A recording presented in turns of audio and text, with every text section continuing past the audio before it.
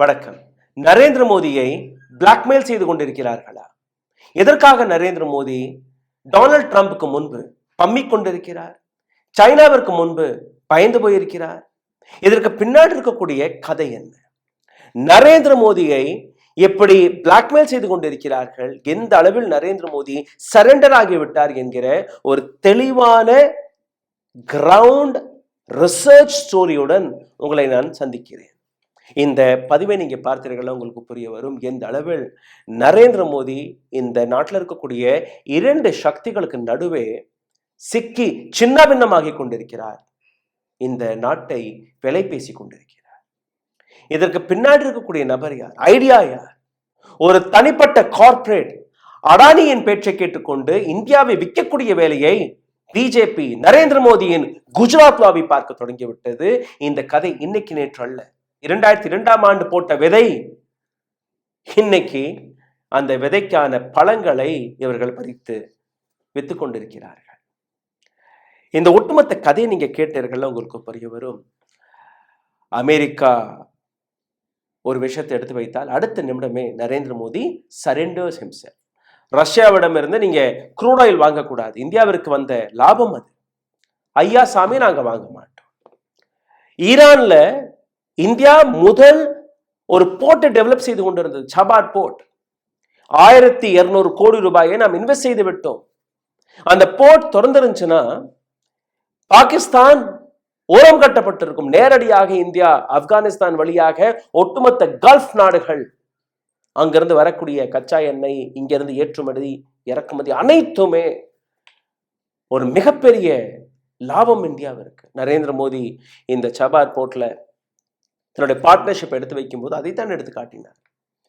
Donald ட்ரம்பிற்கு அது பிடிக்கவில்லை. ஒரு ஃபோன் கால், தம்பி வெளியே போ. ஓகே சார், நான் வெளியில போறேன். எந்த அளவில் டொனால்ட் ட்ரம்ப் நரேந்திர மோடியை அவமானப்படுத்துகிறாரோ, ஒரு வார்த்தை கூட நரேந்திர மோடியால் பதில் கொடுக்க முடியவில்லை. காரணம், he has been blackmailed. China இந்திய எல்லைக்குள் புகுந்து விட்டார்கள். இந்த எல்லைக்குள் கட்டடங்களை கட்டி கொண்டிருக்கிறார். இது எங்களுடைய பகுதி, அது எங்களுடைய பகுதி, அது எங்களுடைய பகுதி. இந்தியாவில் இருக்கக்கூடிய பல பகுதிகளை லத்தாக் உட்பட அது எங்களுக்கு சொந்தம் என்று கூறிக்கொண்டிருக்கிறார். ஆனால் இந்தியாவால் பதில் கொடுக்க முடியவில்லை. நரேந்திர மோடி தன்னுடைய வாயை கூட திறப்பதில்லை. இதற்கு பின்னாடி இருக்கக்கூடிய காரணம் என்ன? இந்த கதையை நீங்க கேட்டீர்கள், உங்களுக்கு புரிய வரும். இந்த கதை 2002 தொடங்குகிறது. இந்த வீடியோவை நிச்சயமாக ஏராளமான நபர்கள் முடக்கக்கூடிய வேலையை பார்ப்பார்கள். பிகாஸ் நாங்கள் காட்டக்கூடிய இந்த உண்மை பல பேருக்கு பிடிக்காது. ஆகையால் இந்த வீடியோவை முடக்குவதற்காக எந்த எல்லைக்கு வேணாலும் போவார்கள். ஏற்கனவே ஒரு வீடியோவை இந்தியாவில் இருக்கக்கூடிய மக்கள் பார்க்கக்கூடாது என்று முடக்கி வைத்திருக்கிறார்கள். இதையும் பண்ணுவார்கள். இதுல இருந்து மீட்டெடுப்பதற்காக உங்களுடைய உதவி தேவைப்படுகிறது. நீங்க செய்ய வேண்டிய சாதாரண விஷயங்கள், லைக், ஷேர், சப்ஸ்கிரைப் பட்டனை தட்ட மறக்காதீர்கள். இந்த வீடியோவை பார்த்து கொண்டிருக்கும் போது ஹாய், ஹலோ, வணக்கம். உங்களுடைய கேள்விகள், கருத்துக்களை கீழே கமெண்ட் பாக்ஸில் எழுதி விடுங்கள். இதை தாண்டி எங்களை பொருளாதார ரீதியாக சப்போர்ட் செய்ய நினைக்கக்கூடிய நபர்கள் உங்களால் முடிந்த உதவியை அருகில் இருக்கக்கூடிய QR கோடை ஸ்கேன் செய்து செய்யலாம், அனுப்பலாம். உடல் வலிமையை உறுதி செய்யும் சிலாஜித், கவனத்தை மேம்படுத்தும் அஸ்வகந்தா மற்றும் உயிர் சக்தியை பெருக செய்யும் சஃபேடு முஸ்லி போன்ற இமயமலையின் உணவுப் பொருட்களை கொண்டு வந்து மிஸ்டர் பர்ஃபெக்ட் உருவாக்கப்பட்டுள்ளது. உங்கள் முழு குடும்பத்தின் ஆரோக்கியத்தை மா நேச்சுரல்ஸ் மூலம் உறுதி செய்திருங்கள். 100% இயற்கையான மூலிகை பொருட்கள் மூலம் உருவாக்கப்பட்ட மிஸ்டர் பர்ஃபெக்ட் மற்றும் மிஸ் பர்ஃபெக்ட் தலைமுறையாக குடும்பங்களின் உடல் வலிமை, மன வலிமை மற்றும் மகிழ்ச்சியை பெருக செய்கிறது. உங்கள் மகிழ்ச்சியான பயணத்தை துவங்க www.mannaturals.com என்ற இணையதளத்தை பார்வையிடவும் அல்லது வாட்ஸ்அப் எண்ணிலும் தொடர்பு கொள்ளலாம்.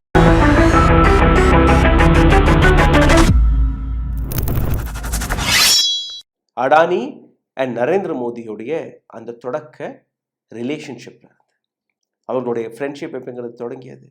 எதற்காக நரேந்திர மோடி பயந்து போயிருக்கிறார்? அனைத்திற்கு பின்னாடி இருக்கக்கூடிய கதைகளை நான் உங்களுக்கு ஆழமாக எடுத்து காட்டப் போகிறேன். ஆகையால் இந்த வீடியோவை கடைசி வரை பாருங்கள். ஆனால் அதற்கு முன்பு ஒரு சில விஷயங்களை நீங்க கவனமாக பார்க்க வேண்டும். கடந்த 11 ஆண்டுகளாக மக்களை திசை திருப்புவதற்காக ஒரு பாசிச சக்தி இந்தியாவை எப்படி ஏமாற்றி கொண்டிருக்கிறது. நீங்க இஸ்லாமியரா? கிடையாது, நீங்க பாகிஸ்தானியர். நீங்க சீக்கியரா? கிடையாது, நீங்க காலிஸ்தானி. நீங்க அரசாங்கத்தை கேள்வி கேட்கிறீர்களா? அப்ப நீங்க ஆன்டி நேஷனல், தேச துரோகி. நீங்க தலிதா? அப்ப நீங்க பங்கி, சமார். நீங்க கிறிஸ்டியனா, அப்ப நீங்க கன்வெர்ட் செய்யக்கூடிய நபர்கள். நீங்க நார்த் ஈஸ்டை சார்ந்தவரா, அப்ப நீங்க சைனீஸ் சிங்கி. நீங்க வெஸ்ட் பெங்கால் இருக்கக்கூடிய முஸ்லீம், அப்ப நீங்க பங்களாதேஷ். நீங்க ஜேர்னலிஸ்டா, அப்ப நீங்க பிரஸ்டிடியூட். நீங்க ஆக்டிவிஸ்டா, நீங்க ஸ்டூடெண்டா, இல்ல நீங்க அர்பன் நக்சல். நீங்க போராடுவதற்கு முன் வருகிறீர்களா, நீங்க டுக்ரே டுக்ரே கேங்கின் மெம்பர்ஸ். நீங்க டிசென்ட்னா நீங்க ஜிஹாதீஸ், நீங்க எக்ஸ்ட்ரீமிஸ்ட், நீங்க டெரரிஸ்ட். அப்ப யார் தான் உண்மையான இந்தியர்? ஒரு சில நபர்கள் தான் இந்தியராக தன்னை அடையாளம் கண்டுகொள்கிறார்கள். இந்த விஷயத்தை நீங்க பாசிசத்துடைய அந்த ஆழமான கருத்துக்களுடன் ஒப்பிட்டு பார்க்கலாம். ஒரு பொலிட்டிக்கல் தியோரிஸ்ட் ராஜர் கிரிஃபின் அவர் இந்த விஷயத்தை பெலிகிரண்டிக் அல்ட்ரா நேஷனலிசம் என்று எடுத்து காட்டுகிறார். அதாவது 1930ஆம் ஆண்டு ஜெர்மனியில் என்ன நடந்தது? அங்க இருக்கக்கூடிய மக்களை முதலில் எனிமி என்று கூறினார்கள், எதிரிகள் என்று கூறினார்கள். அப்புறம் டெரிட்டர்ஸ் என்று கூறினார்கள், வந்தேரிகள் என்று கூறினார்கள். அதுக்கப்புறம் அவுட்சைடர்ஸ் என்று கூறினார்கள். அதுக்கப்புறம் நேஷனல் த்ரெட் என்று கூறினார்கள். அதுதானே இன்னைக்கு நடக்கிறது. பாசிசத்துடைய அந்த அடையாளத்தை தானே அவர்கள் எடுத்து காட்டுகிறார்கள். காரணம், இந்த நாட்டை விற்கும் போது மக்களை திசை திருப்பணுமா இல்லையா? இந்த ஒட்டுமொத்த ரிப்போர்ட்டை இதற்கு மேல் நீங்க கேளுங்கள். நரேந்திர மோடி அண்ட் கௌதம் அடானியுடைய ஃப்ரெண்ட்ஷிப் 2002ஆம் ஆண்டு தொடங்குகிறது. எப்படி? ஹிந்து முஸ்லிம் ரைட் நடக்கிறது குஜராத்தில். 2001ஆம் ஆண்டு தான் நரேந்திர மோடி குஜராத்தின் சீஃப் மினிஸ்டராக பதவியேற்கிறார். அடுத்த வருடமே இந்த ஹிந்து முஸ்லிம் கலவரம். அவரை நீக்குவதற்காக பிஜேபிக்குள்ள இருந்து ஒரு பிரஷர். இவர் சீஃப் மினிஸ்டராக இருக்கக்கூடாது, he cannot run this state. அப்போ வளர்ந்து வரக்கூடிய ஒரு கார்ப்பரேட், ஒரு பிஸ்னஸ் மேன் அடானி தன்னுடைய மற்ற பிஸ்னஸ் கம்யூனிட்டியை சார்ந்த நபர்களை வைத்து குஜராத்தின் சீஃப் மினிஸ்டர் நரேந்திர மோடிக்கு சப்போர்ட்டில் வெளிவருகிறார். அவருக்காக ஒரு அமைப்பெல்லாம் கொண்டு வந்திருக்கிறார். Confederation of Indian industry, CII. இவர்கள் எல்லாருமே மோடிக்கு சப்போர்ட்டில் இறங்கியிருக்கிறார்கள். ரெஸ்கியூஷன் group of Gujarat, industrialist to support Modi. இந்த அனைத்தையுமே பார்த்து நரேந்திர மோடி, ஆஹா, என்னை காப்பாற்றுவதற்காகவும் ஒரு சில நபர்கள் இறங்கியிருக்கிறார்களே. அப்போ யார் அந்த நபர்? அடானி. அடானிக்கும் மோடிக்கும் ஒரு நெருக்கம் ஏற்பட தொடங்கி இருக்கிறது. நரேந்திர மோடி குஜராத்தின் பிஸ்னஸை ப்ரமோட் செய்வதற்காக வைப்ரண்ட் குஜராத் சமிட் 2003 தொடங்கும் போது அடானிக்கு 2002ஆம் ஆண்டு அடானி இந்த சப்போர்ட்டை எடுத்து காட்டும் போது 2003ஆம் ஆண்டு அடானிக்கு அதற்கான பரிசும் கிடைக்கிறது. அடானி கையில் முந்த்ரா போர்ட், இது போன்ற ஏராளமான அரசு ப்ராஜெக்ட்ஸ் கையில் போக ஆரம்பிக்கிறது. அடானிக்கு லாபம். இந்த லாபம் இங்கே மட்டும் நிற்கவில்லை. அடானி pre-2014, அதாவது 2014ஆம் ஆண்டுக்கு முன்பு நரேந்திர மோடிக்காக ஒட்டுமொத்த பிரச்சாரத்திற்கான வேலையை கவனிக்க தொடங்குகிறார். எவ்வளோ பணம் செலவானாலும் பரவாயில்லை, நாங்கள் கொடுக்க தயாராக இருக்கிறோம். இதே போன்று நீங்க பார்த்தீர்கள்னா அடானி நரேந்திர மோடியின் இன்டர்நேஷனல் விசிட் ஜப்பானுக்கு போகும்போது அடானியும் கூடவே போயிருக்கிறார். அடானி பிரைவேட் ஜெட்டில் அவருடைய எலெக்ஷன் கேம்பெயினில் நீங்க அந்த படத்தையும் நீங்க பார்த்திருப்பீர்கள். 2023ஆம் ஆண்டு அடானி நரேந்திர மோடியுடைய ஃபாரின் ட்ரிப் கீனியா போகும்போது கீனியாவுடைய பிரசிடென்ட் ரூட்டோவுடன் போய் சந்தித்து அங்க இருக்கக்கூடிய ப்ராஜெக்ட்ஸ்களை கைப்பற்றினார். இது போன்ற ஏராளமான விஷயங்களை நீங்க பார்த்து வருவீர்கள். இதற்கு பின்னாடி இருக்கக்கூடிய அர்த்தம், காரணம் என்ன? எதற்காக அடானிக்கு அனைத்து ப்ராஜெக்ட்ஸ்களுமே போகிறது? இதற்கு பின்னாடி நீங்க பார்த்தீர்கள்னா 2014ஆம் ஆண்டு 3 விஷயங்கள் நடந்தது. ஒன்று, அடானிக்கு நெருக்கமாக இருக்கக்கூடிய ஒரு நபர், ஒரு மாநிலத்துடைய சீஃப் மினிஸ்டர், இப்போ இந்த நாட்டின் பிரைம் மினிஸ்டராக பதவியேற்று விட்டார். பெயர் நரேந்திர மோடி. இதற்கு முன்னாடி மோடி மீது அடானி செய்த இன்வெஸ்ட்மெண்ட்டை கறப்பதற்கான ஒரு வழி கிடைத்திருக்கிறது. ஆனால் இதற்கு பின்னாடி அடானி மட்டுமல்ல, இதற்கு பின்னாடி சைனாவுடைய கையும் இருப்பதை நீங்க இதற்கு மேல் பார்க்க போறீர்கள். அதே 2014ஆம் ஆண்டு சைனா ஒரு புதிய இனிஷியேட்டிவை வெளியிடுகிறார்கள், belt and road initiative. Belt and road இனிஷியேட்டிவுடைய 3 பாகங்கள் இருக்கு. இந்த 3 பாகங்களை நீங்க பார்த்தீர்கள்னா China BRI $1 trillion global infrastructure பிளானிற்காக 150 நாடுகளில் இன்வெஸ்ட் செய்வதற்காக முன் வந்திருக்கிறார்கள். இதுல மிக முக்கியமாக பார்த்தீர்கள்னா சில்க் ரூட் என்று கூறக்கூடிய அந்த இடமாக இருக்கட்டும்.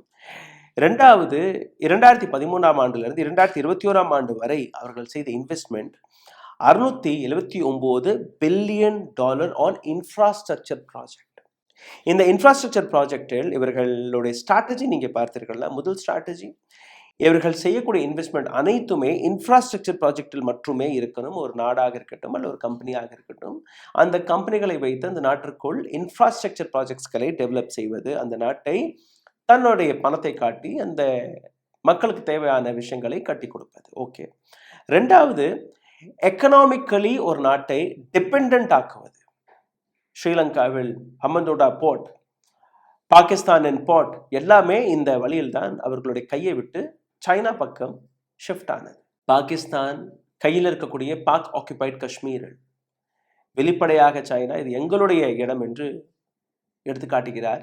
ஆனால் நரேந்திர மோடியால் ஒரு வார்த்தை கூட பேச முடியவில்லை. அதற்கு பின்னாடி இருக்கக்கூடிய அர்த்தங்களை இதற்கு மேல் நீங்க புரிந்து கொள்ளுங்கள். இவர்களுடைய மூன்றாவது ஸ்ட்ராட்டஜி, இதற்கு மேல் அட்வான்டேஜ், மேக் ப்ராஃபிட். இப்போ லாபத்தை பார்க்கலாம். கடந்த 11 ஆண்டுகளாக சைனாவுடைய இன்வெஸ்ட்மெண்ட் அடானி வழியாக இந்தியாவிற்குள் நடந்திருக்கிறது. அதனால்தான் நீங்க பார்த்தீர்கள்னா ஒரு வாரத்திற்கு முன்பு சைனாவின் கம்யூனிஸ்ட் பார்ட்டியை சார்ந்த நபர்கள் பிஜேபியின் ஆபீஸருக்குள்ள ஹெட் குவார்டர்ஸ்க்குள்ள போய் மீட்டிங்கை போட்டிருக்கிறார்கள். ஆர்எஸ்எஸ் ஹெட் குவார்டர்ஸ்க்குள்ள போய் மீட்டிங்களை போட்டிருக்கிறார்கள்.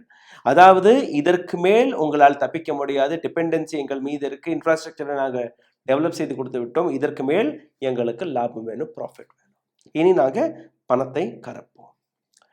இதே ஸ்ட்ராட்டஜி தானே அடானியுடைய ஸ்ட்ராட்டஜி.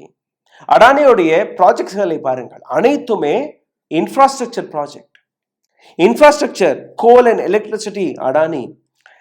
இந்தியாவில் இருக்கக்கூடிய 30% போர்ட், 13 போர்ட்கள் அடானி கையில் இருக்கு. 8 ஏர்போர்ட்ஸ்கள் அடானி கையில் இருக்கு. கோல் மைன்ஸ்கள் அடானி கையில் இருக்கு. அந்த கோல் மைன்ஸ்கள் வழியாக வரக்கூடிய எலக்ட்ரிசிட்டி அடானி கையில் இருக்கு. நியூக்ளியர் பவர் ஸ்டேஷன் அதுவும் இப்ப அடானி கையில் ஷிஃப்ட் ஆகிவிட்டது. டிஃபென்ஸ் அடானி கையில் இருக்கு. இதை தாண்டி இந்தியாவில் இருக்கக்கூடிய cold storage, food storage, FCI, food corporation of India, அனைத்துமே இன்னைக்கு அடானி கையில் ஷிஃப்ட் ஆகிவிட்டது. அனைத்துமே தாண்டி டேட்டா சென்டர், இந்த நாட்டில் இருக்கக்கூடிய அனைத்து டேட்டாக்களையுமே கூகுளுடன் இணைந்து ஒரு மிகப்பெரிய டேட்டா சென்டரை உருவாக்கி இருக்கிறார். உங்களுடைய பேங்க், உங்களுடைய ஆதார் கார்டு, உங்களுடைய அனைத்து டேட்டாவும் அடானியோடைய டேட்டா சென்டரில் போய் ஸ்டோர் ஆகுமா? Can you understand what is the dependency of Adani? Adani handles 33% of coal in India, 43% of containers in India, 22% of power transmission in India, 3.9 trillion GDP worth market, 100 billion value. Adani இந்த நாட்டுடைய இன்ஃப்ராஸ்ட்ரக்சரை வளைச்சு போட்டிருக்கிறார். Now Adani is ruling this country. How? I'll tell you. Because அடானியோடைய இந்த நெட்வொர்க்கை நீங்கள் பார்க்கும்போது அடானி மீது இருந்த அந்த இன்வெஸ்ட்மெண்ட் எங்கேருந்து வந்தது அதையும் நீங்கள் பார்க்க வேண்டும். இந்த நபருடைய படத்தை பாருங்கள். இந்த நபரின் பெயர் தான் சாங் சுங் லிங். ஒரு சைனீஸ் நேஷனல். அடானியின் கம்பெனியில் வரக்கூடிய பணத்தின் முதலாளி இந்த நபர் தான். இவ்வளோ பெரிய சாம்ராஜ்யம். அப்போ டெஃபினட்டாக அடானி கடன் வாங்கியிருப்பாரா? இல்லையா? வாங்கியிருக்கார். இந்தியாவிடமிருந்து அவர் வாங்கிய கடனுடைய தொகை 2.25 லட்சம் கோடி ரூபாய். 2.25 லட்சம் கோடி ரூபாய் யானை வாயில் ஒரு சிறிய கரும்பை கொடுக்க முடியும், அவ்வளவுதான் அந்த லோன். அப்போ இவ்வளோ பெரிய இன்ஃப்ராஸ்ட்ரக்சரை எப்படி அடானி நடத்தி வருகிறார்? அதற்கு பின்னாடி இருந்து ஆப்ரேட் செய்த நபர்கள் யார்? எங்கிருந்து பணம் வந்தது? அதை நீங்க பார்த்தீர்கள்னா ஆஃப் ஷோர் கம்பெனி வழியாக அடானி நிறுவனத்திற்கு வந்த அந்த படம். இந்த நபருடைய படத்தை காட்டுவதற்கு பின்னாடி இருக்கக்கூடிய காரணம் சைனாவுடைய லிங்க் வித் அடானி, அதை ப்ரூவ் செய்வதற்காக. சாங் சுங் லிங் மொரிஷியஸ்ல இருந்து 13 ஆஃப்ஷோர் கம்பெனிகளை, அதாவது கம்பெனியோடைய பேர் மட்டும் இருக்கும், அட்ரஸ் ஏதோ ஒரு இடத்துல இருக்கும், எம்ப்ளாயீஸ் இருக்க மாட்டார்கள், யாருமே இருக்க மாட்டார்கள். ஆனால் அங்கிருந்து அந்த கம்பெனி வழியாக பணம் வரும் இந்தியாவில். இந்த கம்பெனியுடைய ஷேர் மார்க்கெட்ல பணத்தை போடுவார்கள். அந்த ஷேர் மார்க்கெட் வழியாக அந்த பணத்தை அடானி கம்பெனியில் ஷிஃப்ட் ஆக்கக்கூடிய வேலையை இவர்கள் பார்த்திருக்கிறார்கள். சாங்சுங் லிங்கோடைய நெட்வொர்க் இவர் தனிப்பட்ட நபர் கிடையாது. ஹாங்காங், ஜப்பான், சைனாவில் இருக்கக்கூடிய ஏராளமான இன்வெஸ்ட்மெண்ட் பேங்கர்ஸ், இன்வெஸ்ட்மெண்ட் ஏஜென்சிஸ், அனைத்து நபர்களுடைய பணமும் அடானியின் கம்பெனியில் கொண்டு போய் சேர்க்கக்கூடிய வேலையை இந்த நபர் பார்த்திருக்கிறார். ஆஃப் ஷோர் அக்கௌண்டாக இருக்கட்டும், ஷெல் கம்பெனிஸ்களாக இருக்கட்டும், அனைத்துமே இந்த நபர் கையால தான் வந்திருக்கிறது. Now this is one part. இந்த விஷயம் ஹிண்டன்பர்க் ரிப்போர்ட்டுக்கு பின்னாடி வெளியில் வந்ததுக்கு அப்புறம் கூட செபி, சுப்ரீம் கோர்ட்டால் இதை ப்ரூவ் செய்ய முடியவில்லை. கடைசியில் நீங்கள் பார்த்தீர்கள்னா அடானிக்கு கிளீன் சிட் கொடுக்கப்படுகிறது. இப்போ இந்த இடத்துல இன்னொரு விஷயத்தை நான் உங்களுக்கு எடுத்து காட்டுகிறேன். நரேந்திர மோடி அடானியோடைய கான்டாக்டில் வந்ததற்கு பின்பு திடீர் என்று ஒரு முடிவு எடுக்கிறார். 2008ஆம் ஆண்டு குஜராத்தில் நரேந்திர மோடி கொண்டு வர பார்த்த ஒரு புதிய ஸ்கீம், மாண்ட்ரின் என்கிற இந்த மொழியை குஜராத்தில் கொண்டு வருவோம், பிஸ்னஸ் வளருவதற்காக. சைனாவிலிருந்து நாங்கள் ஏராளமான பிஸ்னஸை கொண்டு வரணும், அதற்காக குஜராத்தில் இருக்கக்கூடிய மாணவர்கள் பள்ளிக்கூடங்களில் மாண்ட்ரியனை கற்றுக்கொண்டார்கள்னா குஜராத்தியர்களுக்கு லாபம். மாண்ட்ரியன் ஒரு மொழி மட்டுமல்ல, சைனாவுடைய பிஸ்னஸ் டாக்டிக், சைனாவின் மிக முக்கியமான ஒரு கைவந்த கலை என்று நீங்க பார்த்தீர்கள்னா, ஒரு நாட்டின் எஜுகேஷனை கண்ட்ரோலில் எடுப்பது, ஒரு மாநிலத்தின் எஜுகேஷனை கண்ட்ரோலில் எடுப்பது, மருத்துவ சிகிச்சை மெடிக்கல் இன்ஃப்ராஸ்ட்ரக்சரை கையில் எடுப்பது, அதைத்தான் இன்னைக்கு சைனா நேபாளில் செய்து கொண்டிருக்கிறார். நேபாள் முற்றிலுமே இந்தியாவை எதிர்க்கக்கூடிய காரணம், இன்னைக்கு சைனா நேபாளில் இருக்கக்கூடிய பள்ளிக்கூடங்கள், அதற்கான அனைத்து செலவையுமே சைனா இன்னைக்கு எடுத்துக்கொண்டிருக்கிறது. அதே வேளையை தான் குஜராத்தில் நரேந்திர மோடியை வைத்து பார்த்தார்கள். நேரடியாக இந்தியாவில் பணத்தை கொடுக்க பார்த்தார்கள். முடியாத பட்சத்தில் அடானி போன்ற நபரை வைத்து இந்தியாவில் அந்த பணத்தை செலுத்த பார்க்கிறார். 2022ஆம் ஆண்டு உலகத்தின் 2வது பணக்காரராக வளர்ந்து வந்த அந்த கதையும் நீங்க பார்த்தீர்கள். மொரிஷியஸ் ஒரு சிறிய ஐலண்டாக இருந்தால் கூட மொரிஷியஸ் வழியாக, இது வந்து ஆர்பிஐயோடைய டேட்டா, மொரிஷியஸ் வழியாக இந்தியாவிற்குள் வரக்கூடிய தொகை 140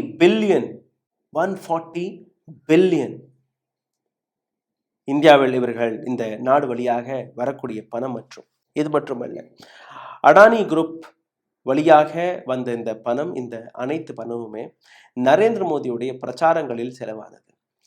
நரேந்திர மோடியின் பிரச்சாரங்கள், அதற்கான பொறுப்பை எடுத்துக்கொண்ட அடானி, அவருக்கு பரிசாக நரேந்திர மோடி எங்கெல்லாம் அடானி கை வைக்கிறார் அந்த இடத்தில் கையெழுத்து போட்டு கொடுக்கக்கூடிய வேலையை பார்த்தார்கள். அனைத்துமே infrastructure projects. As I told you in the initial stage itself, China had started an initiative of Belt to Road. அந்த பெல்ட் டு ரோடு வழியாக அவர்கள் செலவு செய்யக்கூடிய அனைத்து தொகையுமே நீங்க பார்த்தீர்கள்னா ஒரு நாட்டுடைய இன்ஃப்ராஸ்ட்ரக்சர் ப்ராஜெக்ட்ல மட்டுமே இருக்க வேண்டும் என்று. இப்ப இதை எப்படி நீங்க கனெக்ட் செய்ய போறீர்கள், அதை நீங்க பார்த்தீர்கள்னா, முந்த்ரா பவர் ப்ராஜெக்டுக்காக அடானியிடம் சப்ளையர் கிரெடிட்டை வாங்குறது சைனாவில் இருக்கக்கூடிய பேங்குகளில். இந்த பேங்குகளுடைய பேர் என்ன? Commercial bank of China, ICBC மற்றும் சைனா டெவலப்மெண்ட் பேங்க். இந்த 3 பேங்குகள். யார் இந்த 3 பேங்குகள்? இந்த 3 பேங்குகள் தான் மிக முக்கியமாக பெல்ட் அண்ட் ரோட் இனிஷியேட்டிவிற்கு ஃபண்ட் செய்யக்கூடிய பேங்குகள். இப்ப புரிகிறதா? Infrastructure project, Adani is just a face.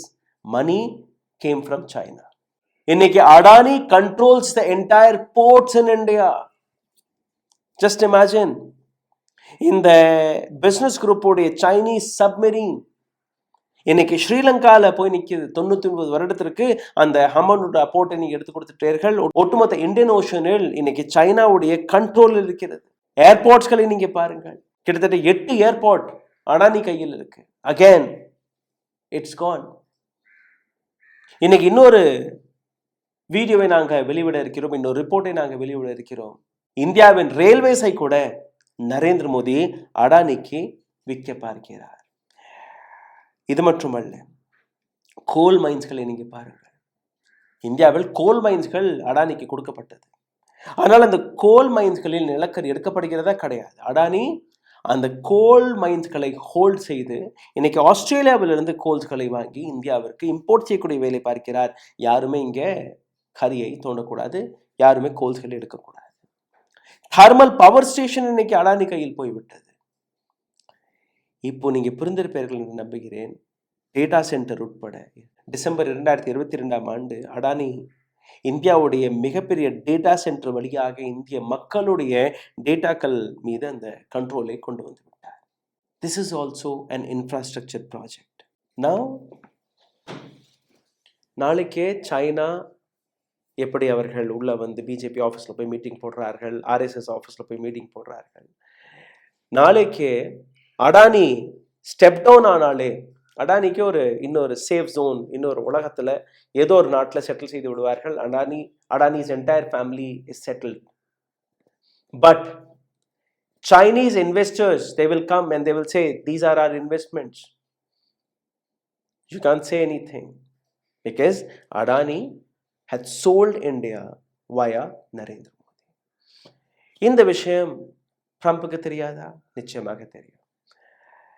நான் சொல்லும்படி மிஸ்டர் மோடி அவர்களை நீங்க கேட்கவில்லை என்றால் உங்களுடைய நாட்டில் இந்த விஷயத்தை நாங்க எடுத்து வைத்து விடுவோம். You will not be able to answer your own public. Narendra Modi, yes sir, I surrender sir.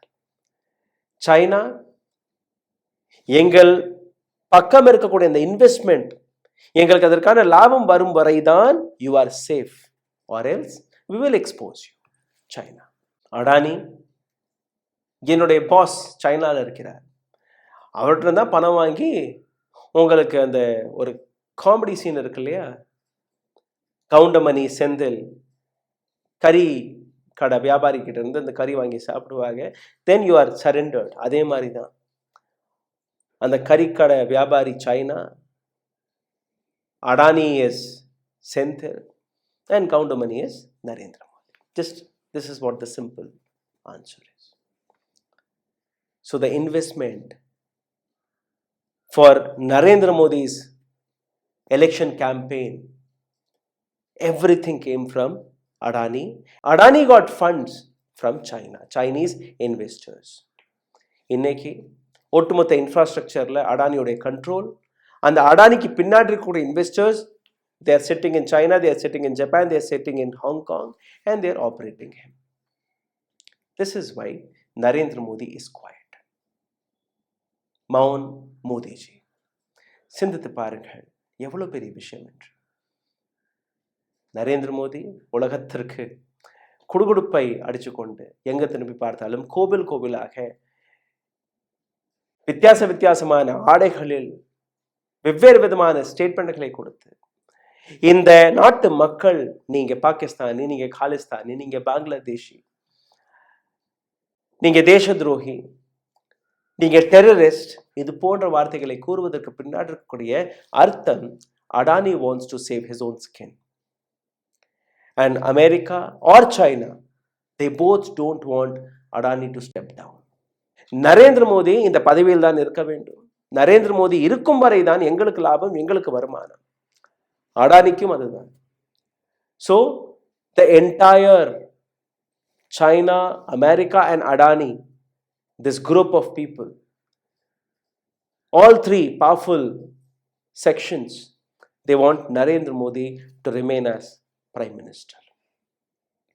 And they protect him. But Narendra Modi lost his voice. There is no Vishwaguru anymore.